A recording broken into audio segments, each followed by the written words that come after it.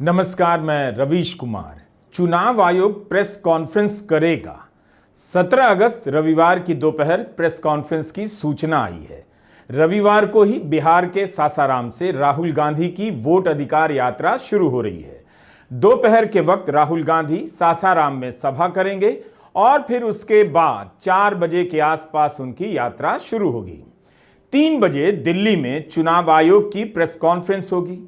गोदी चैनलों पर वैसे भी वोट चोरी के खिलाफ यात्रा का किस तरह से कवर होगा अंदाजा लगाना मुश्किल नहीं, लेकिन चुनाव आयोग की प्रेस कॉन्फ्रेंस की तारीख, दिन और समय देखिए तो साफ पता चलता है इसकी रणनीति कितनी राजनीतिक है।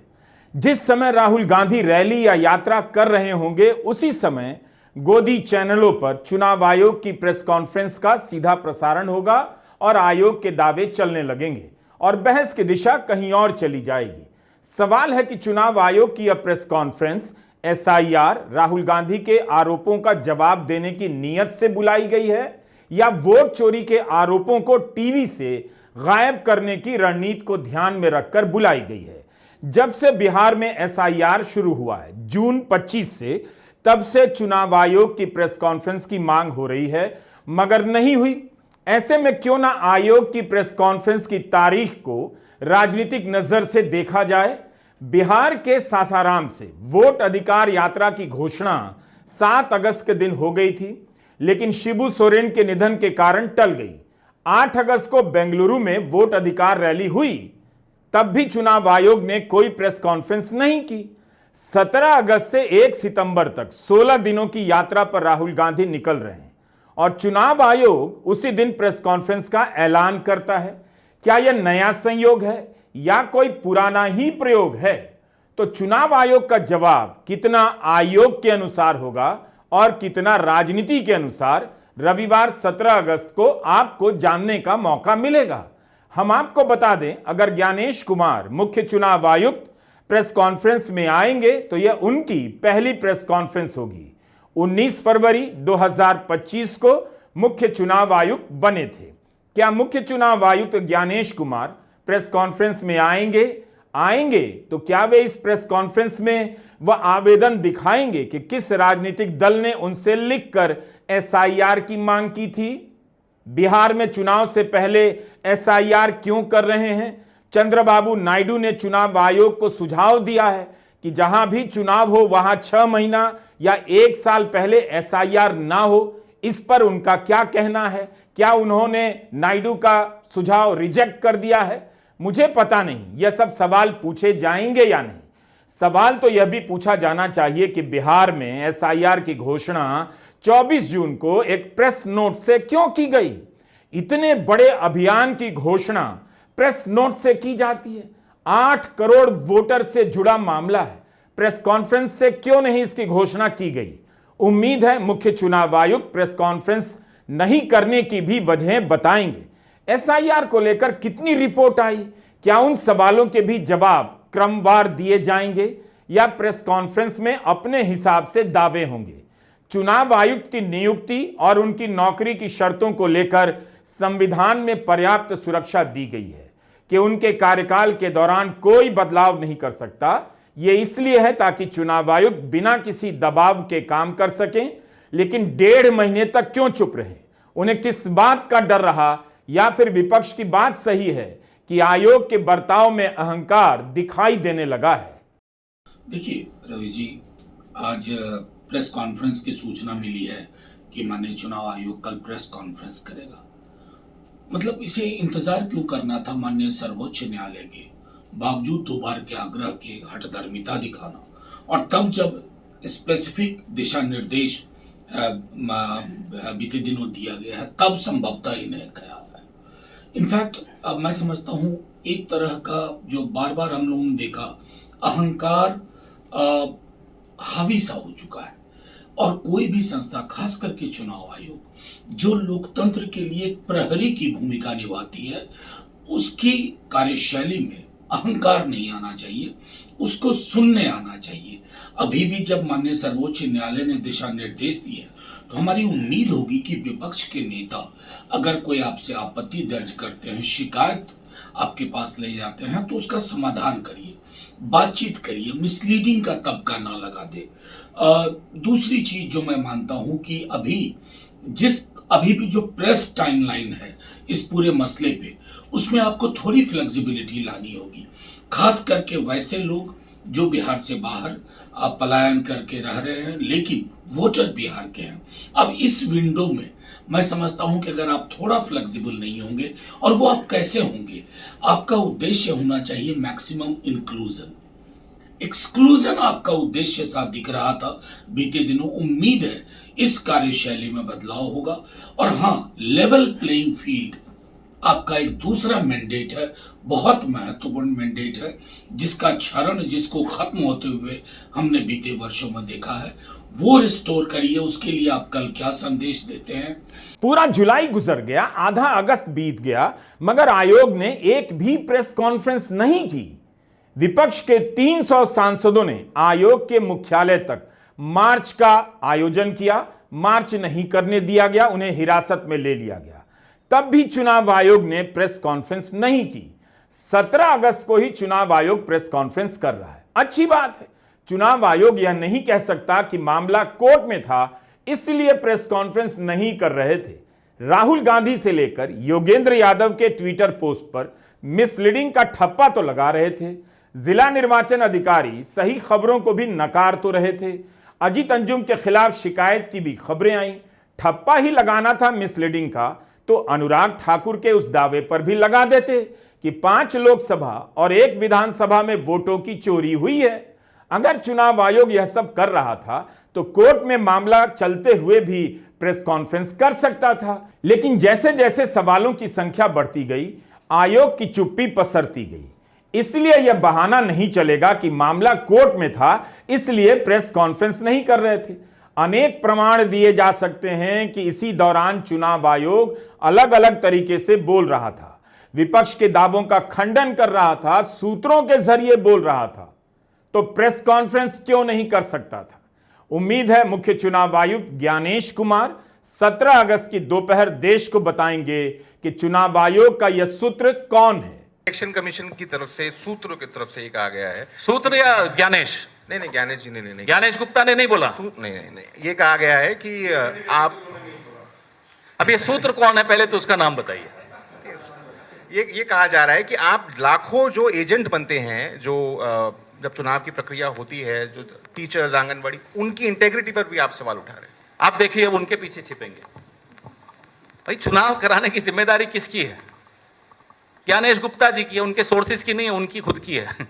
और अगर सवाल पूछे जाए तो जवाब देने की भी जिम्मेदारी सोर्सेज की नहीं है, ज्ञानेश गुप्ता की है।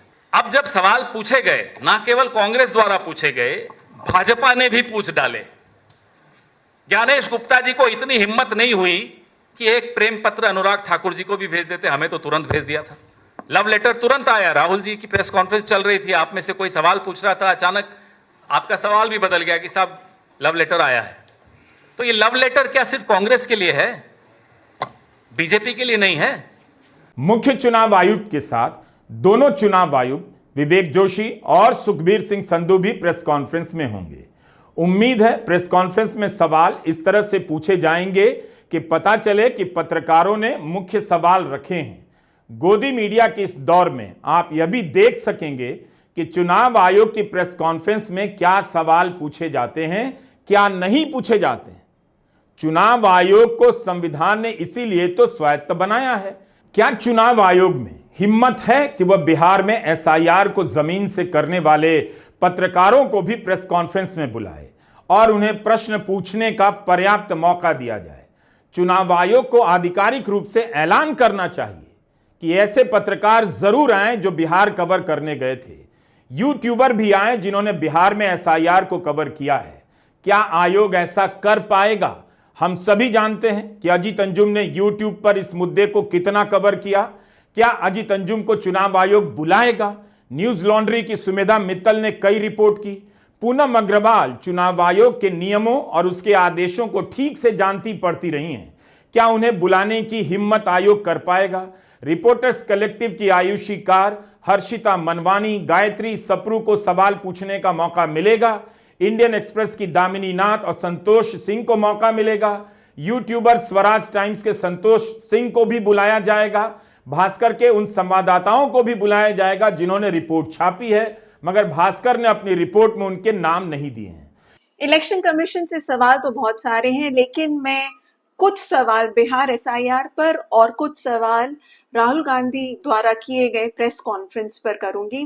बिहार एसआईआर से रिलेटेड पहला सवाल यही है कि इलेक्शन कमीशन हमें ये बताएं, जो 65 लाख वोटर्स का नाम उन्होंने डिलीट किया, उनमें से जो मृत थे और जो माइग्रेट करके बिहार छोड़ के दूसरे स्टेट में चले गए, ये पता करने के लिए उनके अफसरों ने क्या पैरामीटर्स फॉलो किए, क्या प्रोसेस फॉलो किया। 1 महीने के पीरियड में उन्हें इतने सारे लोगों के बारे में कैसे पता चला कि वो मर गए हैं या वो माइग्रेट कर गए हैं। ये फिगर बहुत बड़ा है। इनफैक्ट कुछ लोग जिनका नाम मृत के लिस्ट में था वो सामने भी आ गए, वो जिंदा है, वहीं रह रहे हैं। तो ऐसे एक नहीं कई सारे एग्जाम्पल है। कुछ एग्जाम्पल्स तो कोर्ट में भी आ गए थे, सुप्रीम कोर्ट में। तो आखिर इलेक्शन कमीशन हमें पहले ये बताए कि क्या पैरामीटर्स उन्होंने अपनाए और किस तरह से ये आंकड़ा उन्होंने कंपाइल किया।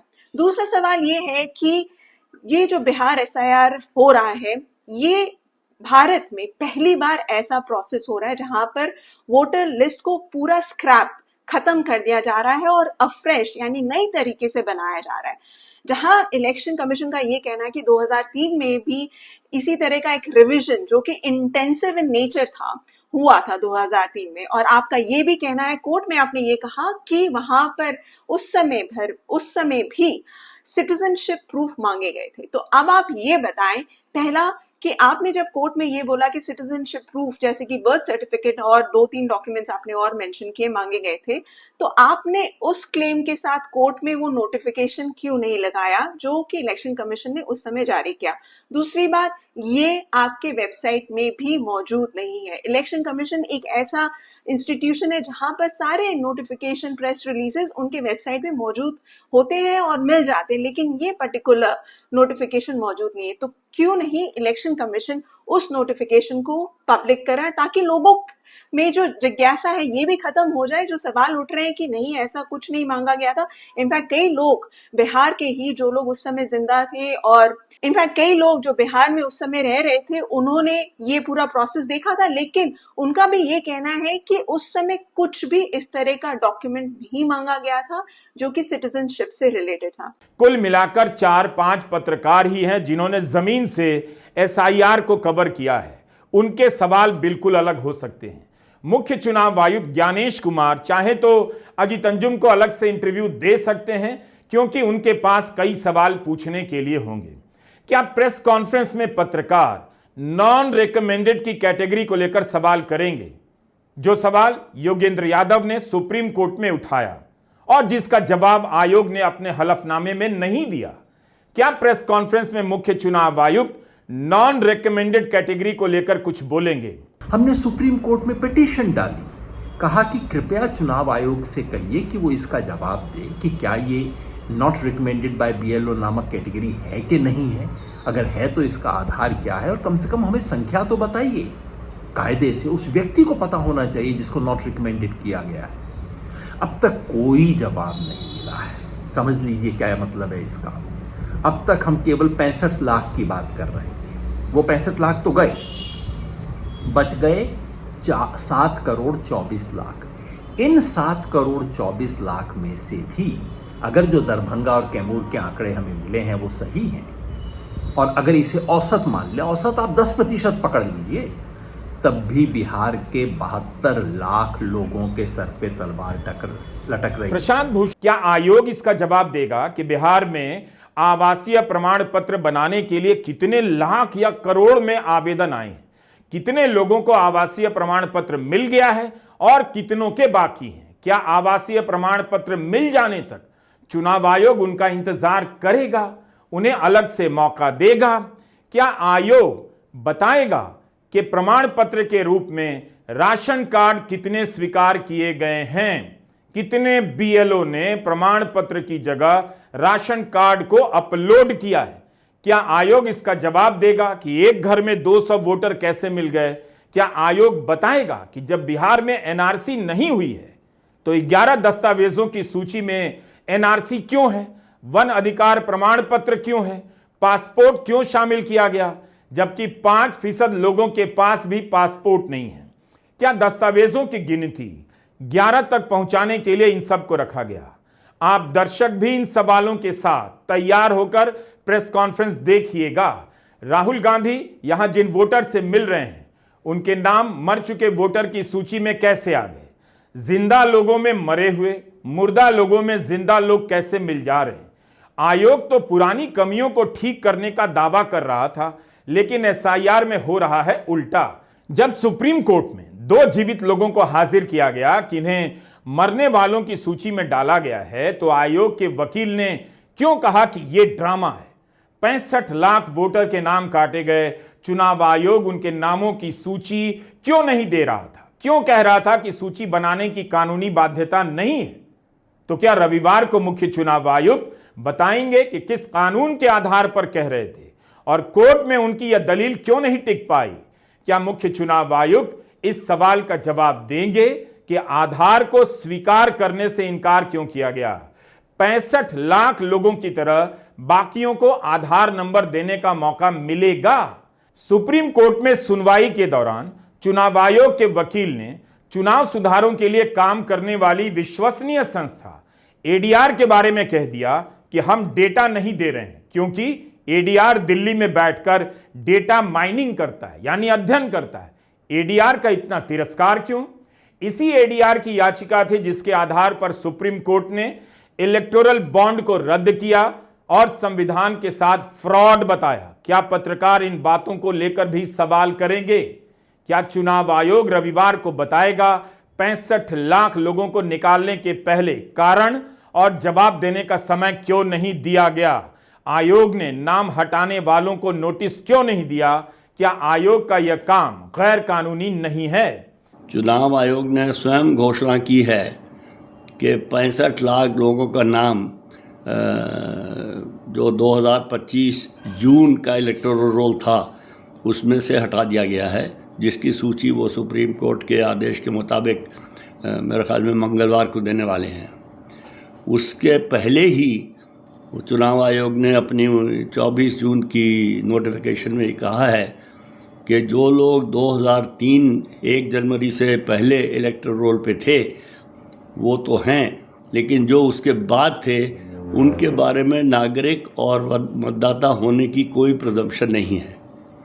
इसका सीधा सीधा मतलब ये है कि ये जो 2003 के बाद के लोग हैं उनका और ये 65 लाख लोग जो हैं इनका 2.97 जमा 65 लाख 2.97 करोड़ जमा 65 लाख इतने लोगों के नाम चुनाव आयोग ने मतदाता सूची से निकाल दिए हैं। इसको अंग्रेज़ी में कहते हैं डिलीशन ऑफ नेम्स। हालांकि इलेक्शन कमीशन ने अपने नोटिफिकेशन में ये एक्सप्रेशन डिलीशन का इस्तेमाल नहीं किया है, लेकिन वो बार बार कहते हैं नॉन इंक्लूजन।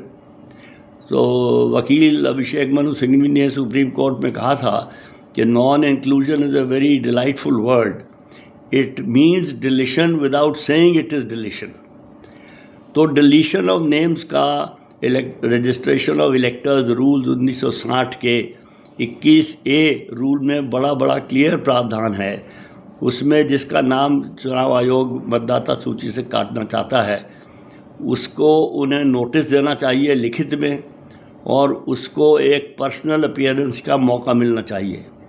उसके बिना कानून के अंतर्गत आप किसी का नाम चुनाव मतदाता सूची से नहीं निकाल सकते। और चुनाव आयोग ये 2.97 करोड़ और 65 लाख लोगों के नाम निकाल चुका है। ये गैर कानूनी काम चुनाव आयोग ने ऑलरेडी कर रखा है आज से पहले। तो मैं चाहता हूं कि चुनाव आयोग हमें ये बताए कि उन्होंने ये गैर कानूनी काम कैसे किया, क्यों किया, किस अथॉरिटी पे किया। आयोग की प्रेस कॉन्फ्रेंस की तारीख राजनीति का इशारा करती है, फिर भी उम्मीद की जानी चाहिए कि सवालों के जवाब मिलेंगे। उम्मीद की जानी चाहिए कि चुनाव आयोग वोटर लिस्ट की इलेक्ट्रॉनिक कॉपी जारी करने की बात करेगा, बताएगा क्यों बिहार में एसआईआर के ड्राफ्ट की पीडीएफ फाइल को छेड़ा गया, ताकि कोई सर्च ना कर सके। आयोग ने ऐसा क्यों किया, क्या छिपाना चाहता था? 7 अगस्त को राहुल गांधी ने प्रेस कॉन्फ्रेंस की। कर्नाटका के महादेवपुरा विधानसभा में 1 लाख से अधिक फर्जी वोटर का दावा किया। कहा कि चुनाव आयोग के दिए गए ही आंकड़ों के आधार पर, दस्तावेजों के आधार पर यह सब हासिल किया गया है। लेकिन 16 अगस्त तक चुनाव आयोग ने कोई प्रेस कॉन्फ्रेंस नहीं की। क्या आयोग की होने वाली प्रेस कॉन्फ्रेंस को भी राहुल गांधी की सफलता में गिन लिया जाना चाहिए कि जो चुनाव आयोग 1.5 महीने से चुप था, वह राहुल गांधी की वोट अधिकार यात्रा के ऐलान के साथ अब बोलने जा रहा है। इस वीडियो में राहुल गांधी के साथ साथ तेजस्वी यादव, माले के दीपांकर भट्टाचार्य भी हैं। इंडिया गठबंधन के नेता भी इस यात्रा में शामिल हो रहे हैं। 17 अगस्त को सासाराम में रैली होगी और उसके बाद यात्रा रोहतास, वजीरगंज, शेखपुरा, मुंगेर, कटिहार, पूर्णिया, सुपौल, दरभंगा, सीतामढ़ी, बेतिया, छपरा से होती हुई पटना पहुंचेगी यात्रा और 1 सितंबर को इंडिया गठबंधन की रैली के साथ समाप्त होगी। 16 दिनों तक चलेगी। 1300 किलोमीटर की यात्रा होगी। क्या वोट अधिकार यात्रा के कारण चुनाव आयोग बाध्य हुआ कि अब प्रेस कॉन्फ्रेंस करनी होगी, कुछ ना कुछ बोलना होगा, हेडलाइन को बदलने की कोशिश करनी होगी? प्रेस कॉन्फ्रेंस की तारीख इशारा कर रही है कि आयोग की तरफ से क्या कुछ कहा जा सकता है। कल हमने अपना 79th स्वतंत्रता दिवस मनाया और कल, आने वाले कल 17 तारीख को बिहार के सासाराम से हमारी वोट अधिकार यात्रा, एक ऐतिहासिक यात्रा शुरू होने जा रही है। आज़ाद भारत में आज़ादी से सांस लेना इसीलिए संभव है क्योंकि वोट देना संभव है। अगर हम वोट नहीं दे सके तो हम आज़ाद भारत में आज़ाद तरीके से सांस भी नहीं ले सकते। ये संघर्ष जो राहुल गांधी जी ने शुरू किया है, ये इसीलिए किया है कि आज़ाद भारत में एक एक भारतवासी आज़ादी से सांस ले सके। जिस ढंग से फर्जी तरीके से वोट जोड़ना, फर्जी तरीके से वोट काटना, भारतीय जनता पार्टी का ये रंगे हाथों पकड़े गए हैं, उनकी चोरी रंगे हाथों पकड़ी गई है।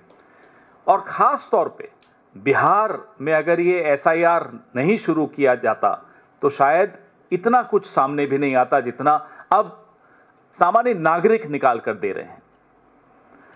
यह स्थिति हो गई कि माननीय सर्वोच्च न्यायालय को भी हस्तक्षेप करना पड़ा और जो हमारी तमाम लोगों की, इंडिया अलायंस के लोग थे, एक्टिविस्ट थे, वोटर रिप्रेजेंटेटिव्स थे, सब की मांग माननी पड़ी चुनाव आयोग को।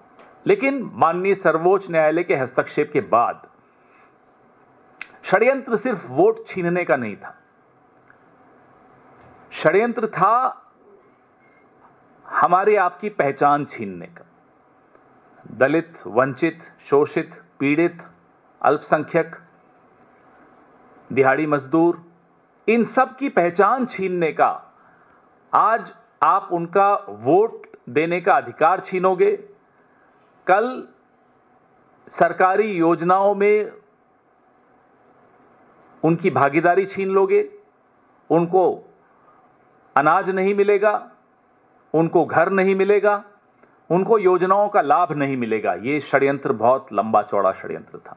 पवन खेड़ा की प्रेस कॉन्फ्रेंस खत्म होती है, यात्रा के कार्यक्रम की घोषणा करते हैं और चुनाव आयोग की प्रेस कॉन्फ्रेंस की खबर आ जाती है।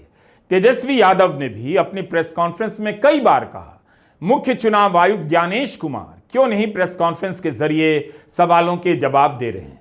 13 अगस्त को तेजस्वी यादव ने एक प्रेस कॉन्फ्रेंस की। एनडीए पक्ष के विधायक और सांसदों के 2-2 एपिक नंबर को लेकर सवाल उठाए थे। आज तक इलेक्शन कमिश्नर जो है प्रेस कॉन्फ्रेंस नहीं किए, आज तक ऐसा कभी नहीं हुआ। भारत का चुनाव आयोग वोटों का रक्षक है।